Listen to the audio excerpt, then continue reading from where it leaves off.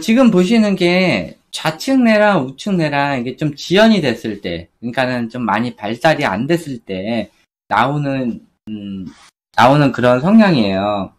지금 보시면은 우뇌가 많이 지연이 됐을 때, 그러니까는 많이 발달을 안 했을 때예요. 그러니까 좌뇌가 너무 크고 우뇌가 많이 발달이 안 됐을 때, 이때 나오는 성향이에요. 일단은 많이 산만해요. 또 대근육에 문제가 생겨요. 지금 뇌는요, 우뇌가 관여를 하는 게 대근육이에요.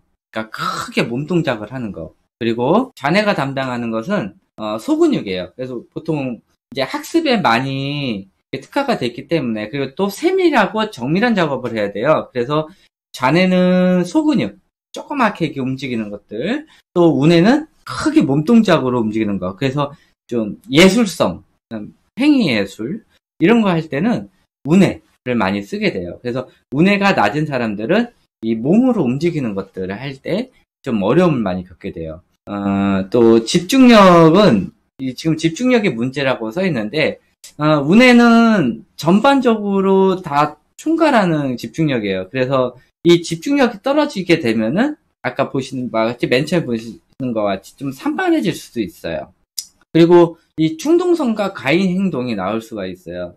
그래서 이 우뇌형 아이를 어린 시기에 너무 좌뇌 교육을 시키다 보면은 우뇌가 발달을 안 하고 떨어져요. 그래서 이런 아이들이 좀 충동성하고 과잉 행동 반응을 많이 보일 수가 있어요. 이 충동성과 과잉 행동은 우뇌가 너무 발달을 해서 생기는 게 아니라 우뇌가 너무 발달을 안 해서 생겨요. 그래서 우뇌가 발달을 할 나이인 이 아이들한테 좀 급좌뇌형 어머니들이 강압적으로 아이를 가르치다 보면은 이런 충동성과 과잉 행동 반응이 생길 수가 있어요. 또 자의식이 그러니까 좀 부족해질 수 있고, 또 이런 공간 지각 능력 이런 것들이 또 부족해질 수가 있어요. 이 공간 지각 능력 이런 것도 우뇌에 있기 때문에 우뇌의 능력이 많이 떨어진 사람들은 공간 지각 능력이 부족해요. 또 아까 얘기했다시피 이 사회성에 관련된 것도 우뇌에 있어요. 그래서 우뇌가 많이 떨어지는 사람들은 사회성도 많이 부족해요. 그래서 이 사회성을 언제 많이 발달을 시켜야 되냐면은 만 60개월 이전에 아이 사회성 발달을 이렇게 심어줘야 되는데, 아까 얘기했다시피 이런 만 60개월 이전에 너무 공부에만 아이를 몰두하게 하다 보면은 좀 우물안 개구리처럼 살 수가 있고, 또 60개월 이전에 아이가 책을 많이 읽게 된다면은 밖에 나가는 것보다 집에 있는 걸 더 즐겨 하기 때문에 이런 사회성이 많이 떨어질 수가 있고, 또 낯가림 증상이 생길 수가 있어요.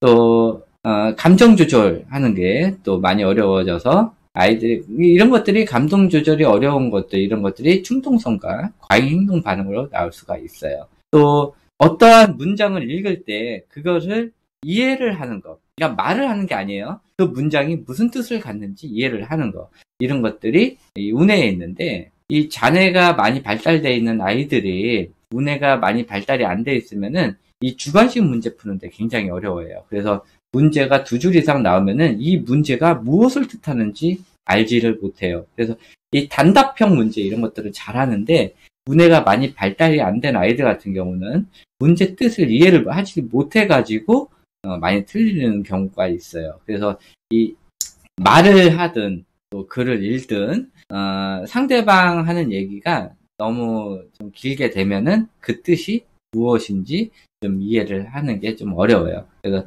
좀 청지각 부분이 많이 떨어질 수가 있어요. 또 우뇌가 또 발달이 많이 안 되면은 이 ADHD랑 이제 비슷하게 또 좀 어떤 거에 대해서 또 집요하게 보는 이런 강박증, 또 틱장애 증상 이런 것들이 나타날 수가 있어요. 그래서 어떻게 보면은 좌뇌가 너무 발달을 하고 우뇌가 너무 발달을 안 하는 이런 사람들, 그러니까 극좌뇌형 사람들 같은 경우 이런 사람들이 좀 강박증들이 많아요. 이 강박증 종류가 여러 가지가 있는데 하여튼 뭐 문장 이런 강박증도 있어요. 그래서 좀 말이 좀 이제 글을 쓸 때 문법에 맞춰 쓰지 않거나 이러면은, 이런 글을 보면은 사람이 좀 미쳐요. 그리고, 정리정돈 같은 경우도 너무 강박하게, 그러니까는, 고지고식대로 좀 하려는 이런 사람들이 좀 많을 수가 있어요. 그리고, 운해가 많이 떨어지면은, 좀 비언어적 소통의 문제, 그래서 좀 눈 맞춤이 어려운 아이들, 그러니까 낯가림이 심해질 수가 있어요. 사회성이 많이 떨어지기 때문에. 또, 아까 얘기했다시피 문장력, 수학 문제를 이해하기 굉장히 어려워해요. 문장을 이해하기 어렵기 때문에 마찬가지 문장력, 수학 문제를 이해하기 굉장히 어려워해요.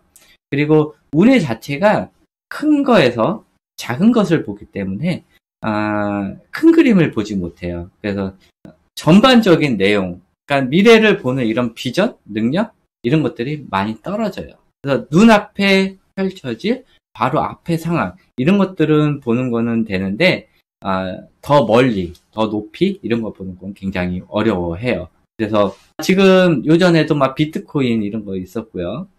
이런 것들이 한참 이제 사람들 오르기 전에 이게 재미를 봤던 사람들 있잖아요. 그런데 좀 큰 그림 보는 사람들은 이제 정도는 이제 장난질 칠 때가 끝났겠다 싶어서 싹 빠졌는데 이게 좀 작은 그림 보는 사람들이 남들 이제 막 벌고 있으니까는 그때 들어가가지고 다 손해를 보는 거예요. 그러니까는 이런 전반적인 상황을 보는 게 좀 많이 떨어져요. 그래서 당장 눈앞에 다른 사람들이 이익을 보고 있으면은 그때 들어가는 거예요.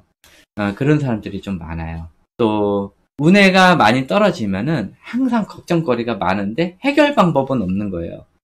자네형 사람들은 한 번에 한 가지만 생각을 하고 정해진 틀대로 생각을 하기 때문에 운해가 많이 떨어지게 되면은 항상 걱정거리가 많아요.